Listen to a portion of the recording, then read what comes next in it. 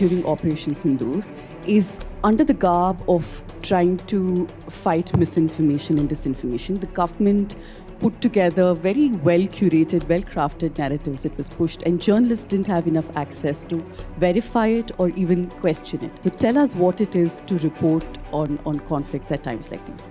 We know that Indian media reported that there was a coup in Pakistan. General Asim Munir was in jail, the Pakistani Prime Minister was in a bunker. I mean, it actually reported. So we faced this sustained efforts to provide misinformation throughout the conflict, and which did not advance India's interests at all. On the other side, Indian TV, Indian media came out very, very bad. I want to ask you, Nirupama, about what's happening on the other side of the border. There's so much curiosity because as somebody who's reported from Pakistan. While in India, people think that we emerged victorious from Operation Sindoor, or that is a narrative being put out by the government. On the other side, it's that Pakistan won this war. How do you navigate through this competitive nationalism where journalists, anchors are perhaps the biggest warmongers of our times? The journalists are actually making things much, much worse for Indian state interests, even if that is the mission that they are carrying when they go abroad. And the term Godi media is very widely used and very widely understood in Nepal as well. Godi media is now world famous, right? How you're trained, the safety protocols, if you can just tell us. I worked with the National News Network and we covered the 2008 Mumbai attack. And I remember literally sort of being outside these places where gunshots were going off, and we had no protective gear, we had no training whatsoever in terms of how to manage these. And frankly, there were so many journalists outside of the Taj Hotel that honestly, if somebody had just popped their head out of a window and thrown a grenade, there would have been a lot of journalist killed. The conflict in Israel and Palestine, which is now a full-blown genocide, did not start on the 7th of October. Mostly European or Western diplomats or government ministers, they will criticize Israel, and at the moment they will also say that Israel has the right to defend itself, as if what is going on in Gaza is Israel defending itself. Against whom? That's the question. 2.3 million people. Before the October 7 attack happened, some 200 Palestinians were shot at by the Israeli military. The next session is going to be on From Operation Sindoor to International Conflicts, Lessons for the Media. Back in May, Operation Sindoor dominated headlines across the country. Back in the race to break the news first, many outlets overlooked one of journalism's core responsibilities: verification. This challenge is not just unique to India, and it plays out time and again in newsrooms across the world. This session will explore how journalists can navigate the fog of war and report responsibly, even when propaganda runs deep. The panel will also reflect on lessons from both the Indian and international conflicts, touching on misinformation, state pressures, on-ground safety, and the challenge of retaining public interest. We are joined by a panel of 4 accomplished journalists. The first one is Nirupama Subramanian, an award-winning independent journalist based in Chennai with decades of experience as a reporter and editor for multiple reputed news organizations across Islamabad, Colombo, Chandigarh, and Mumbai. Roman Gautam from Kathmandu has over a decade of experience in magazine journalism in South Asia. He's the editor of Himal Southasian and earlier spent 9 years at The Caravan, where he served as senior editor. Stanly Johny, International Affairs Editor at The Hindu, author of 3 acclaimed books on geopolitics. Stanley has written extensively on foreign policy and reported from different parts of the world. Yogita Limaye, South Asia and Afghanistan correspondent for BBC News, a 2-time Emmy winner, Yogita has reported extensively from Afghanistan, Ukraine, Myanmar, and other global conflict zones. To moderate this important discussion, we have with us Pooja Prasanna, editorial head for reporting at the News Minute, where she focuses on politics and social justice. With over 15 years of experience across broadcast, digital, and print journalism, Pooja has covered major news events across South India. Please join me in welcoming the panelists to the stage. Thank you, Zifa. Thank you for all of you. This is a post-lunch session, and it's a very heavy topic, so brace yourselves. I can't think of a more accomplished, a more diverse panel to discuss war and conflict than what I have on stage. And perhaps a more inadequate moderator, because I have not reported on any active conflict. And I come to this conversation as somebody who believes as I think any sane person would, that war is terrible. It's a failure of society. It's a failure of dialogue. But I know that I share that sentiment with all my panelists, and that is a great starting point for us to have this conversation. But I also think the fact that I've not been in the dust of war would perhaps help me ask questions that many of us would have about what it means to be in a conflict zone and reporting on war. So we'll not just talk about Operation Sindoor and the wars that we've seen over the last few years, but we'll try to go beyond the logistics of war, the troop movement, the strategies and all of that, and the human cost of war. What happens after a war technically ends for people who were caught in the crossfire. These are some of the things I hope we will look at in this conversation. Yogita, I start with you. It's increasingly difficult to report on war, I suppose, as it always was. Because in between competing narratives and trying to navigate through propaganda and the politics and the ideology of it all, how do you understand what's really happening? How do you decipher and separate the noise? I think that's where the role of, for lack of a better word, I'm not sure I like the term war correspondent or war reporter, because I'm not sure what that really means, to be very honest. But I think being on the ground where a conflict is happening, I think that is why it's really crucial, because it's really the only way you can verify what is happening. And increasingly, I think not only, because of kind of the flurry of information, misinformation, disinformation, it makes it more difficult, but it also makes it more crucial. But the other thing I will say is that actually, the technology and logistics is important in this, because it's also about access, right? And I think that has changed dramatically. Like, for example, in Ukraine, before drones became sort of a major presence in the battlefield, we could actually get to the front lines. I mean, there was always a risk involved, but you could mitigate that risk, in a kind of a structured way. Now it's so difficult, and therefore we're not always getting to the front line. We're not always able to say, okay, this is the advance, that's the advance, or, what the Ukrainian military is saying correct or it's wrong. And so I think technology, like sort of weapons, as they change, it becomes more difficult. And then the third thing is, of course, access. So for example, with the Israel-Gaza war, we have not had access to Gaza at all. Internet journalists from outside, journalists from inside are trying their best to cover it and, are dying while covering it.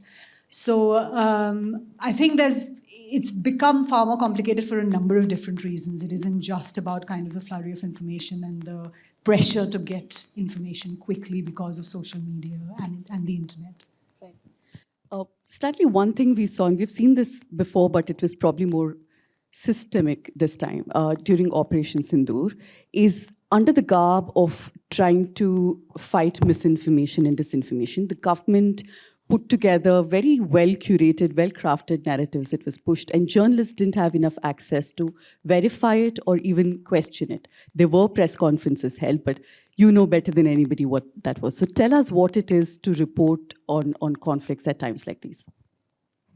No, in this case, what we have witnessed was a flurry of misinformation, right? And we saw that Indian media, mostly television media, going after all kind of forwards that they would be. I mean, we all were getting forwards on our phone. And some messages might be coming from people associated, linked with the government or a particular department of the government. And we know that Indian media reported that there was a coup in Pakistan. General Asim Munir was in jail, like the Pakistani Prime Minister was in a bunker. I mean, it actually reported, right? Our Indian troops are there in Karachi. Indian Navy opened fire at Karachi. Another story said that there were massive destructions across Pakistani cities. I mean, this is where do this information come from? That's the question.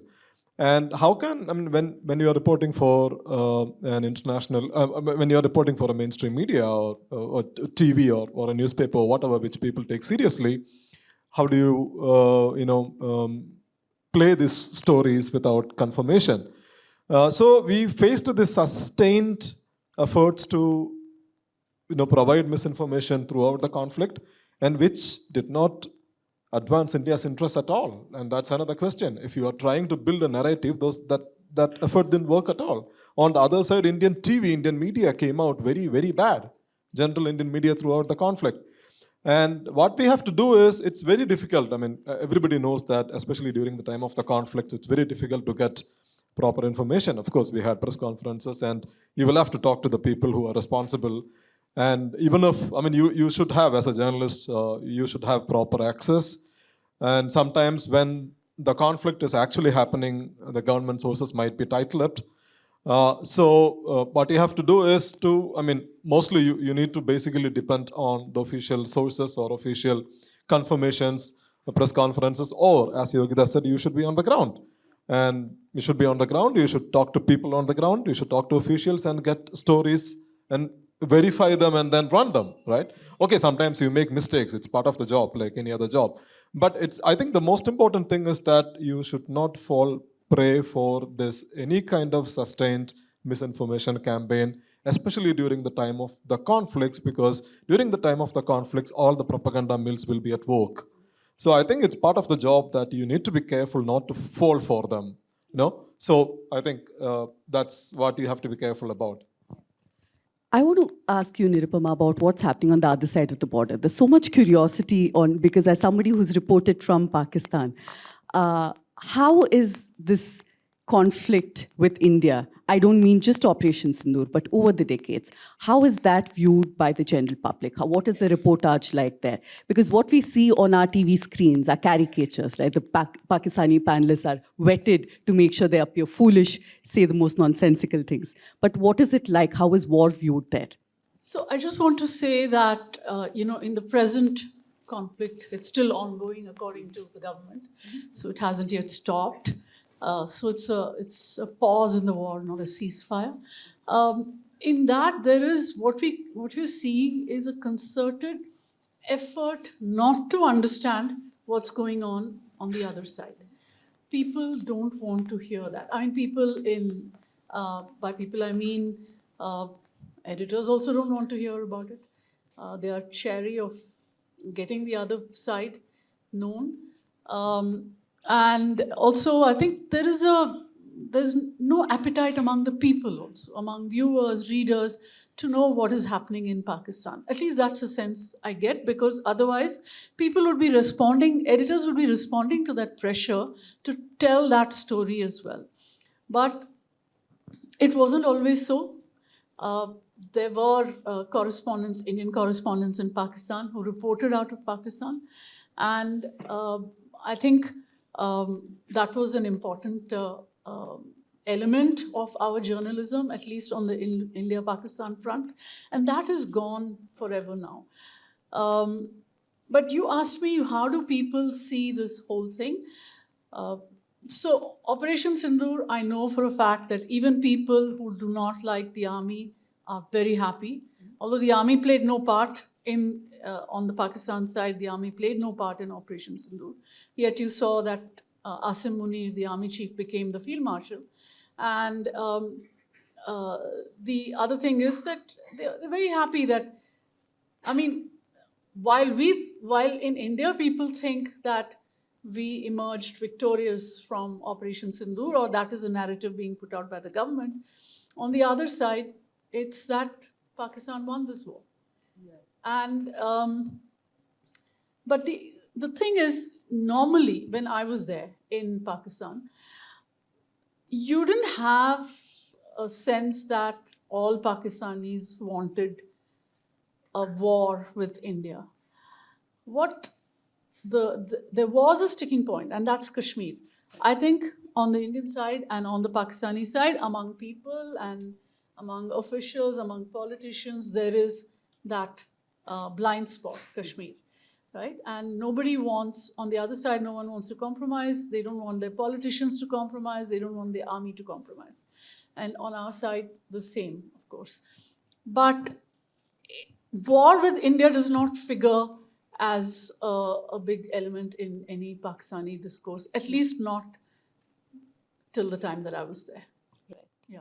But that's not what you see on our TV screens, right? Yeah. The war Rukwadi Papa is only for Russia-Ukraine war, not as far as India-Pakistan is concerned.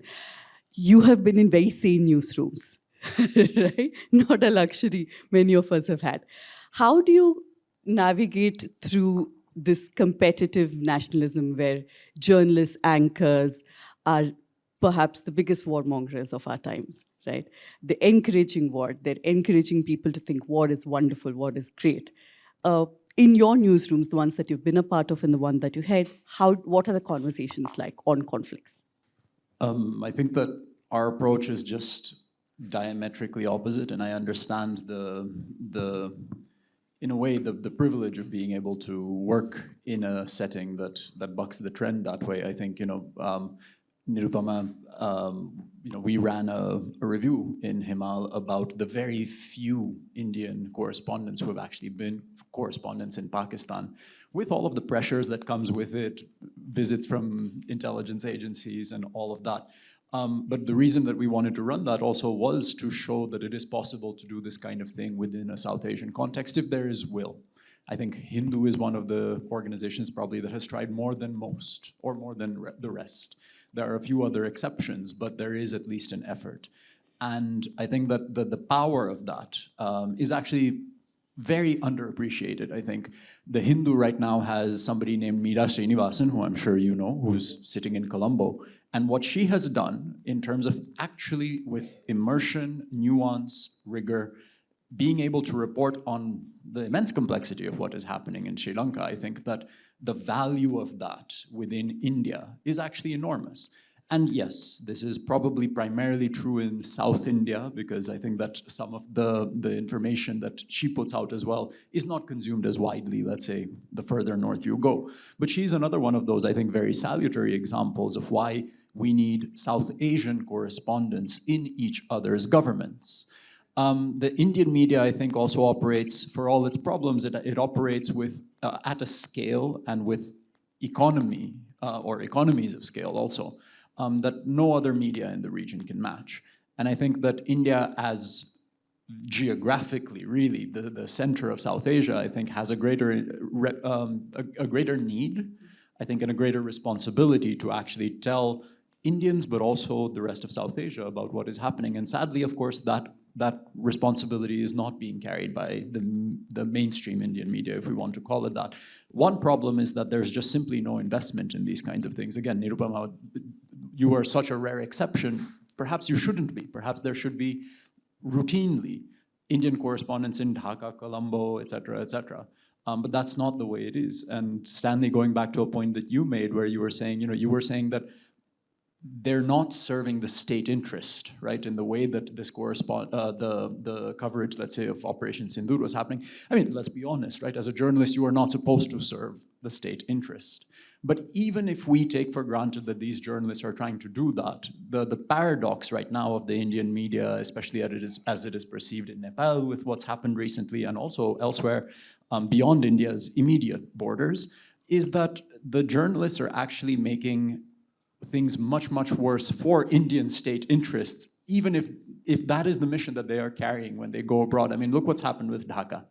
Look at the kind of collapse in relations that there has been. And a very big part of that, if you speak to people in Bangladesh, is that they were watching the kind of coverage that was coming out of India. And yes, there were instances of Hindus being facing violence in the aftermath of Sheikh Hasina's fall. But you have to contextualize that. You have to talk about the relative scale of that violence. You have to talk about the fact that a lot of that was people who were being targeted for clear political connections and motives, not to excuse that kind of violence, but there is a different context to it. Whereas in India, it was reported as if all of Bangladesh just wants to murder Hindus, period. I've seen very warped coverage coming out of what's just happened in Nepal. And again, the kind of reputational damage that is doing, we're not just talking about the Indian media, we are talking about bilateral relations and just India's standing in the region. That damage is enormous. And I would imagine that even if you are a self-serving bureaucrat sitting in South Block, you should be saying, put intelligent people in these countries so that we can have something that gives us a valuable and accurate picture of what's going on, lets us make decent decisions, and does not routinely just shoot us as a nation state in the foot over and over and over again. I think also when we say states' interest, we need to differentiate between a very myopic government interest and the country's interest. And I want to talk about what's happening in Nepal, but I'll come back to that in just a bit. Yogita, you are one of those rare exceptions, especially in the visual medium. I can't think of any other Indian journalist doing that right now, who goes back to a country much after the war has officially ended, right, quote unquote. You've gone back to Afghanistan, for example, many times after that, to see what happens. And do tell us why that's so important, what you find, how people cope with what happens. And if you can talk about the toll a conflict takes on women, like everything else, how women bear the brunt of wars much more than men. So I think why it's important, again, I was talking about access during a war, and very often in the heat of the conflict, you can't actually get access to lots of places. And then when the war is over, those places open up. So for example, in Afghanistan, I think in the past 4 years, we have been all over the country in a way that we just couldn't have dreamt of doing prior to 2021. And those stories are still there. The stories of, from both sides, I'd say, villages that were entirely bombed out by, by sort of NATO forces, and the people who were left behind and what they feel. We met a guy whose entire family was killed in a bombing. All of them, every single one member of his family. And I think those stories are important to tell, even if they're afterwards, because I feel that's the reason I don't like the word war correspondent. I'm coming back to that is because firstly, every war is different. So I don't think you can be a special, there's no generic kind of war correspondent. It's not a beat in that sense. And I don't think it is worth taking any risk. I think you're irreplaceable in your family's life. And it is not worth taking any risk unless you are going there, editorially speaking, because you're going to bring out something or you're going to tell something that actually affects or influences how people think. And so even after the war is over, when that access is opened up, it is really crucial to go back there, get the stories of what happened, because it explains a lot. It explains to you why was the Taliban able to take over this country in 2021 in the way that did. They did. Western forces withdrew, and literally within 10 days they were in Kabul. And it gives you an understanding of why people were opposed to them, which you couldn't necessarily get access to during the war. But obviously you also go back there because now there's a Taliban government in power, and what it is unleashing on its own people, that is a current crucial story to tell. So that's why I think you've got to kind of keep going back. And sometimes it's even when the war's over, it's been 4 years now, but I think it's important to keep telling those stories because hopefully people will remember that for the future. I'm not hopeful on that front, but I see that as my job. If I can just get in another question on the part of where you said, you shouldn't risk your life. I know it's glamorized way too much. But if you can compare and contrast, you've been part of Indian news channels. You've now been part of an international agency. So what is the difference in how you're trained, the safety protocols, if you can just tell us that? So I think, that was the biggest difference for me. So I worked with the National News Network, and this isn't a comment on that specific National News Network because I know everybody around us was doing the same thing, and we covered the 2008 Mumbai attack. And I remember literally sort of being outside these places where gunshots were going off, and we had no protective gear, we had no training whatsoever in terms of how to manage these. And frankly, there were so many journalists outside of the Taj Hotel that honestly, if somebody had just popped their head out of a window and thrown a grenade, there would have been a lot of journalists killed. I think that was the biggest change for me when I joined an international news network, is the amount of consideration and care that goes into deploying into a conflict area. Not only do you have to undergo, actual training, you also before you go to any place, there is actually a risk assessment done, which is done jointly with the team, with your editors, with safety advisors. And sometimes that can happen very quickly because sometimes you've got to deploy really quickly. It's not like you've got ages. You can't sit on a story for 3 days and be like, oh, should we deploy or not? And you can never mitigate risk to zero. So when I say that you should, no story is worth my life is what I feel. Will I take a risk on some situations? Yes, but you've got to be absolutely 100% convinced of why you are going to the place you're going, where you might die. If you think you're going there because bombs will be going off behind you and that'll make you look great. Yeah, fine, you'll do that once. What happens the next time, right? And so I think, and that process, that you go through, it makes you think of that, because the first thing you've got to put on that form is your editorial justification for making that risk. And you've not only got to be convinced as a team, but your editors have to be convinced of it. And, I really, really think those processes are good. The training is good. I've been caught under drones in Ukraine, and the only reason why my mind didn't seize up, I didn't panic, I wasn't like, oh my God, I'm going to die, I don't know what to do next, is because I knew, once you've been trained, your mind kind of almost goes into that space, and you're problem solving for what you should do next. And that's why it's really crucial, because it will happen. I mean, the frequency, and I'm talking about drones a lot, I know, because I've seen them change battlefields, and it's really, really easy to just be caught under one. It's really easy nowadays. And that's why I think people need to train. You can't just go into, war zones without having some amount of training. Earlier, Nirupama, we were talking about how it's perhaps more challenging to report on a war where your country is involved, as opposed to some, faraway countries where you have your patriotism, loyalty to your government questioned every other day. You have reported on multiple wars. What are the challenges? What's the kind of trolling you've faced, not just on social media, but also from colleagues, perhaps? So, when there's a war or a conflict in your own country, take Kashmir, for instance. People are watching you, what you write, the terms you use. So, for instance, if you use militants instead of terrorists, there are 1,000 people out there saying, anti-national. You're calling them militants. You should call them terrorists. And you're constantly under watch for this kind of thing. And I think there is a certain comfort level in covering a war in a different country. There, you can hold their army up to human rights violations, you can ask questions, you can, you can do all kinds of things. I remember when I was in Sri Lanka, this was in the mid-90s, and the government was, to all practical purposes, it was losing the war. And there used to be attack after attack by the LTT. And, each time 500 soldiers would get killed and all kinds of things. So in that whole year, I think 3,000 soldiers died. In that decade, yeah. From 94 to 2000. Finally, there was a list by the army that gave all the names. It was 3,000 soldiers. Right? And at some point, they decided that they didn't want all this news getting out. So they brought in some kind of censorship. And as foreign correspondents, we all laughed at it, because I would just send my story to Chennai, and there'd be no byline. There'd be a dateline, Chennai dateline, and I know that Reuters was sending it to Singapore, somebody else was sending it, AP was sending it somewhere else.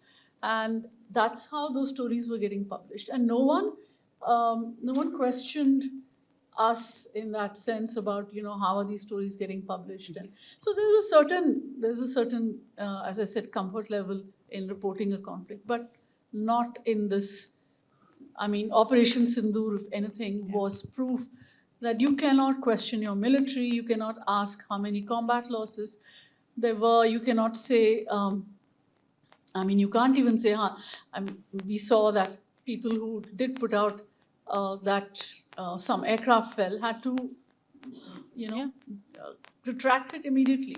So there are all those pressures working on when there is a war in your own country. And I don't think this is peculiar to India. I think it's across the world. Mm. But also let me say that, for instance, in the Vietnam War, right, there were American journalists embedded with their army, and they went through all the stuff that the army went through. But that didn't mean they were they brought out this nationalism or anything. You would recall, you may not recall because you may not have been born then, but but there was this huge wave of protests across campuses in America. Nobody wanted to. People wanted the war to end. Mm-hmm. And there was enormous pressure from the campuses, and they said, we are not going to enlist. Right? So journalists there performed that role, even though they were embedded with the military and all that. Over here, I think some of our correspondents are soldiers trapped in journalists' bodies. And They wear the uniform too. sometimes they do. Yes. And in their studios, in their 4 battlefields in their studios, I just think they should be dropped into the real battle scene and then let's see what happens. Because also the thing about this is you're not even allowed to properly tackle the human side of it. You're speaking about that, right? There's no empathy for people who died. Yeah. I mean, that's just another thing. Okay, we've covered it, now move on. Let's move on. So Poonch during Operation Sindoor was a huge, it was the battlefield, really. I mean, the rest of it was fought in the air. But Poonch saw massive destruction on our side. A lot of people died. The place is still destroyed. And people haven't gone back either after the conflict to see how people are doing there. And reporters have not gone back. I mean, that's a story worth doing to find out how are people coping after so many months of Operation Sindoor, what help has reached them, how have they reconstructed their lives, their houses, families, and so on. So yeah, that's... The trauma of war is not something that's reported on enough. That's not, yeah. because war is supposed to be, let's go out and kill them all and come back alone. Yeah. And That's the graphics on our TV screens, Yeah. oh my God. I want to talk about the context of wars because your books talk about it, and most often than not, I read them to get the context. But how important is that? Because the Hamas, the conflict in Israel and Palestine, which is now a full-blown genocide, did not start on the 7th of October. And when a reporter or even your reader doesn't know that context, then you don't understand why what's happening is happening. So tell us how important that context setting is. Yeah, it's very important, especially in this case. I mean, if you can look at any context, any conflict. So in the case of Israel-Palestine, I mean, everybody, those who are cheering for, I mean, I have seen all kind of comments. I have seen all kind of comments on TV, online, on Twitter, saying that Israel has to finish the job and Israel has the right to defend. I mean, you listen to any mostly European or Western diplomats or government ministers, I mean, they will criticize Israel, and at the moment they will also say that Israel has the right to defend itself, as if what is going on in Gaza is Israel defending itself. Against whom? That's the question, 2.3 million people.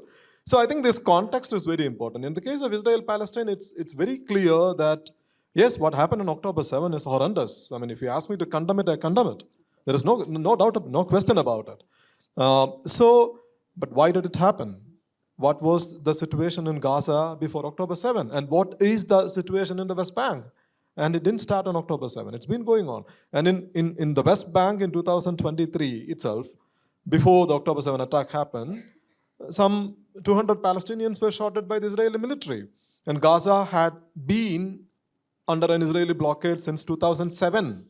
Israel says that, we all talk to Israeli diplomats, Israeli ministers, have covered the conflict, and the Israelis would tell you that we left Gaza in 2005. We just let the Palestinians have their state, but they continue to attack us. Terror continues to haunt us, so that's why we are forced to respond to this. No, I mean, yes, the Israeli troops withdrew from Gaza. Israeli troops withdrew settlers from Gaza, but Gaza has always been under Israeli blockade. I wanted to go to Gaza in 2018 and 2015. I was not able to go to Gaza because the Israelis didn't let me go in. I went to the West Bank. West Bank at that time was still open for journalists. Now it's not possible. So Israelis decided who has to go in, who can come out. Israelis and Egyptians as well, because Rafah crossing was controlled by the Egyptians. So it was a blockade imposed by both Egypt and Israel. So everything was controlled, right? So this context is missing. And the bigger question is, there is no Palestinian state. So why the Palestinians? I mean, of course, you can condemn the militant resistance of the Palestinians. I mean, especially when those resistance target civilians on the other side. No two sides about it. But why? Why there is a resistance? Why the Palestinians continue to fight? Because they don't have a state. I mean, the two-state solution has been a promise from 1947 onwards. At least from 1993 onward, this is a promise that has been endorsed by most of the international community, from the United States to India. Everybody says that we support two-state solution, but where is the second state? There is no state at all, right? I mean, now Britain, France, everybody is coming out and recognizing the Palestinian state, but you can't even identify the Palestinian state on the map. So I think this is important. So you need to ask this question that when did it begin? Or what was the context? And then you can of course condemn violence on both sides, but I think it's important to understand why the conflict has been going on and what could be a just solution to this conflict. Is it Israel going and finishing off, quote unquote, the job? Or is it finding a solution to the Palestinian question, which could provide peace to both peoples, right? Both Israelis and the Palestinians. So I think, it is also part of the job. You don't have to opinionate it. You just have to report the facts. That's it. Yeah. It it isn't just viewers and readers and the journalists. I forgot to add that world leaders too need the context, because the India-Pakistan conflict has not been going on for 1,000 years, as we all know. But if anybody has access to who you're not talking about, please tell him that.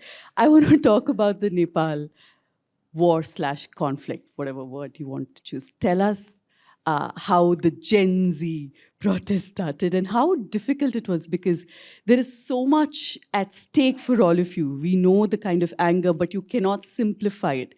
But you still need to update people. It's very fast-paced. So tell us how that was like. I think that one of the things that there's almost a rush to impose meaning on events, and I think that this is part of the acceleration of news that the internet has brought out. Sometimes it's good when information comes super fast. Sometimes there is a reason why there is a day 1 story, a day 2 story, a day 3 story, and there is time to process, and there is time to bring in somebody who might have a slightly higher level understanding of a region, of a conflict, rather than relying on just the person who's there on the ground. Sometimes I think that that can become a little bit unfair, right? You're just reporting that X is burning and Y has happened.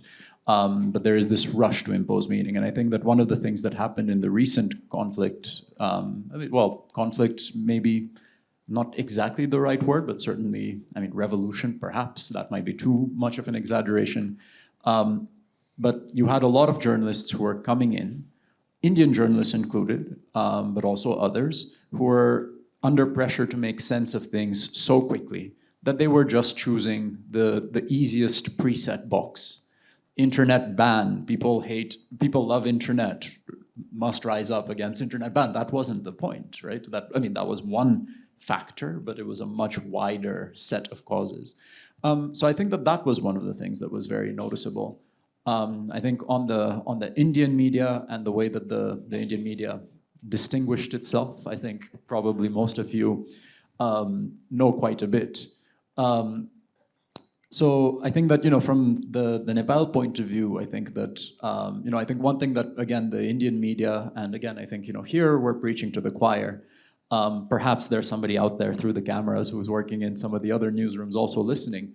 I think some Indians were taken aback that the term Godi media is very widely used and very widely understood in Nepal as well. Godi media is now world famous, right? And India is leading the way. One of the many things that India is now #1 at, unfortunately, right? And I think, just thinking through some of the things that you were saying, and where does all of this end, right? I think that from a regional perspective, and as somebody, I've worked in India, I've kept an outsider's perspective as well. And I think that sometimes there's a need for maybe also independent voices and independent media to point out the larger patterns that are at play. One of the things that I was saying when trying to explain what was happening in in Nepal to Indian audiences, Dhanya had me on an interview actually, where we were talking about this, and I had said that what's happening is that the domestic priorities and politics of the Indian media and the Indian government, it is very hard to untangle those two nowadays, are actually playing out across borders. So when you had Indian journalists parachuting into Kathmandu, their first question is Nepal now going to become a Hindu Rashtra again, right? And again, that is not what this was about in Nepal at all. But it is deeply revealing about the priorities and the politics of the Indian state, and the Indian media, the mainstream Indian media, is an organ of the Indian state for all intents and purposes. if you care to, and you come and you actually interview a generally representative selection of Nepalis, we will tell you that Hindu Rashtra is a terrible idea. We had to go through a civil war to get out of that. Is that what the Indian media wants to hear right now? No. And I think similarly, there's also, sometimes it's easy, I think, that, to respond with humor. And I also laugh at these guys, don't get me wrong, right? But sometimes it's much more serious than it's not something we can laugh at, because what does this all add up to, right? I mean, you were talking about Israel in that context. When you have the Indian channels backing Israel to the hilt, that is an act of Islamophobia within the Indian context. And again, it's the priorities and agendas of the Indian state, as it currently is, filtering into the media. Now, in Israel, the Palestinian movement, or the Palestinian resistance movement, did not start on the 7th of August, but the ongoing genocide did not start on the 7th of October either. That also has a much deeper history. It has a history of decades of the Israeli state in small steps, increasingly vilifying Muslims to the point that genocide becomes possible. And this is widely established. There are scholars of genocide who have listed all the various steps. That's happening right here, right? Is that where we end? I'm being told we have 5 minutes, but if I can take a quick response. One thing about Nepal. So one of the Indian channels ran a story saying that the former Prime Minister's wife was burned to death. No verification. Verification, what? They got, exactly, What? the V word, right? You don't say that word in this context Dirty anymore. words. No verification. Yeah. They killed the wrong person to start with. They killed the wrong former Prime Minister's wife. Anyway, yes, it was a huge mess. So I'm going to quickly take 2-3 questions. Please keep your questions short, brief. We have very limited time. Start with the gentleman on the... So most often the internal score settling, like especially in Kerala's context, how the Christian right-wing groups use the attack on Israel and Palestine. So how that also influenced the foreign policies when it comes to a larger context? Is your question to Stanley? Okay. I'll answer it now. Yes, okay. So in the larger context influencing foreign policy, I think generally the right wing in India is, I don't know, they seem to be in love with Israel. So that might have an influence on foreign policy. In the context of Kerala, yes, we see this in the last 5 years. We have started noticing it, especially among Christians, particularly those who are active on social media, young Christians, the youth. They are overtly in favor of Israel. I mean, not just that, they are supporting everything Israel is doing.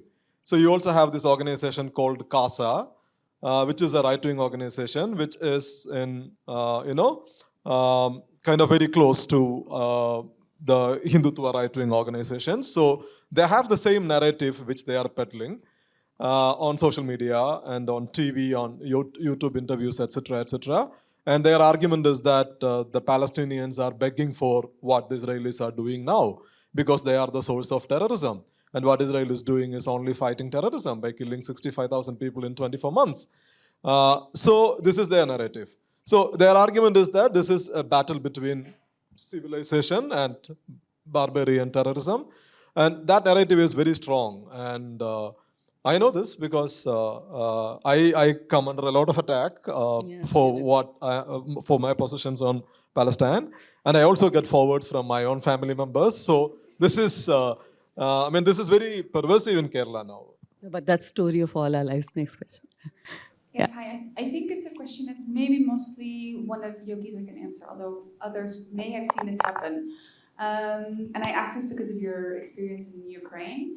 I was wondering if you are thinking by now about how, with the very fast dissemination of stories in the way that a lot of us are combining, I think, in frontline reporting, things like verification, satellite stuff. If these stories that you then do disseminate might in turn affect operational decisions from the armies that you're supposed to be covering. Have you seen that coming back to either of the sides' operational decisions?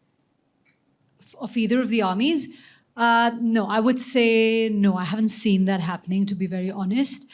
I think there is an element, again, and sorry, I'm just going to go back to sort of how these things happen. Again, when you go to a front line, sometimes, not all the times, but sometimes you actually have to embed with the military. And so when you're embedding with the military, especially if you're in control rooms and places like that, there will be operationally sensitive things that you film.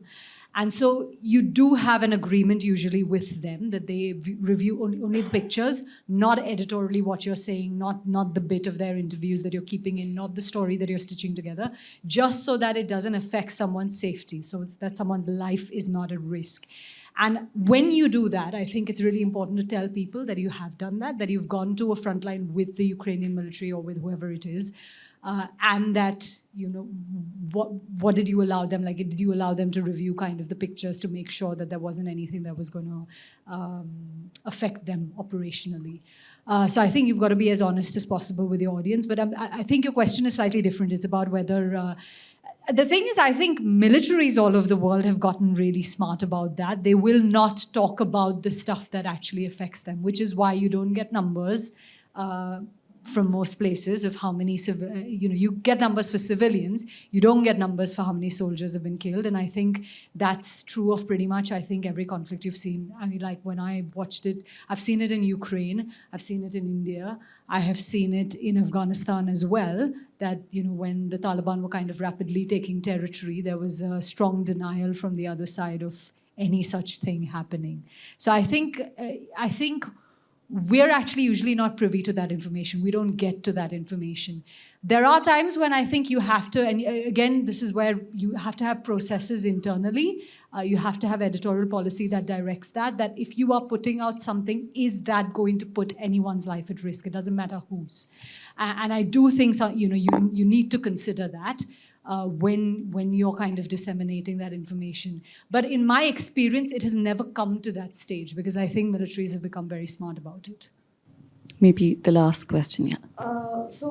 In context to what is happening in Ladakh right now, there was a statement that sort of went viral across mainstream media, which said that the protests in Ladakh are, Sonam Wangchuk was instigating sort of Nepal-like Gen Z protests in Ladakh. And this is the sort of rhetoric that is there across mainstream media. So how do you think it affects, especially bilateral relations when there's an already strife situation going on in a neighboring state? And how does such callous statements reduce the cost of any real protest that is going on across? Right. You want to take that? I think it's also, information can be used for various purposes, right? And I think, again, there is also, is it a theory? I don't know. There is a pattern, right? That you've had Sri Lanka, then Bangladesh, then Nepal.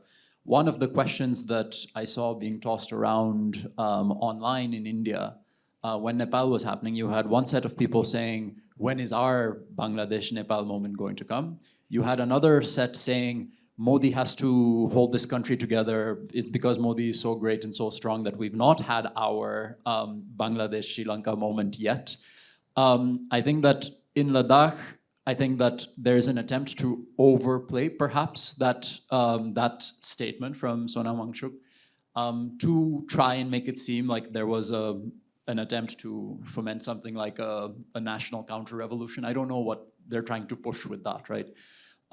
So I think that, it is in the nature of people, and especially in today's day and age, right? I think that part of what's happening is that with the collapse of old business models, you're also seeing the collapse of old patterns of information dissemination, right? So it's not like the government in Delhi can control, or even without censorship oftentimes, still it's the newspapers that are going to filter what's happening in Nepal through a certain lens before that information is delivered, let's say, to somebody in Ladakh. So I think that there is a certain nervousness within the Indian government as well. I think that that's true of every government. We talk about youth uprisings in South Asia, and there's Sri Lanka, Bangladesh, Pakistan, Nepal. But even in Bangladesh, I think, I'm mixing countries up. Sri Lanka, Bangladesh, and Nepal, you've already seen what's happened. In Pakistan, there is a strong argument to be made that what's been happening around Imran Khan is also an expression of really deep-seated and really explosive youth discontent, right? And it's not just youth within Pakistan, there are ethnic lines, but there's lots of complexity there, right? I think that the fact that there is so much nervousness around Sonam Wangchuk having said that, I think is reflective of the fact that in India, a lot of the same frustrations exist as well, right? And I think that the Indian state, it doesn't have to come to these kinds of explosions, right? But that's down to responsible governments and an effective political system that is able to address people's problems and grievances without it having to come to this. In Nepal, we failed at that, right? I don't, and I'll be very clear on this, I hope it never comes to that in India, because I think an explosion here will be on a magnitude and a level of chaos that should never happen. So I would like to see not just the BJP government in Delhi, but state governments, every organ of government taking it seriously enough when you have these kinds of symptoms of discontent and trying to solve them through the democratic systems that are supposed to solve them so that it never comes to that. That's all the time we have. I feel like we were just getting started, but we have to end it. But if any of you have questions and the panelists are willing to take, you can speak to them outside. Thank you. Thank you.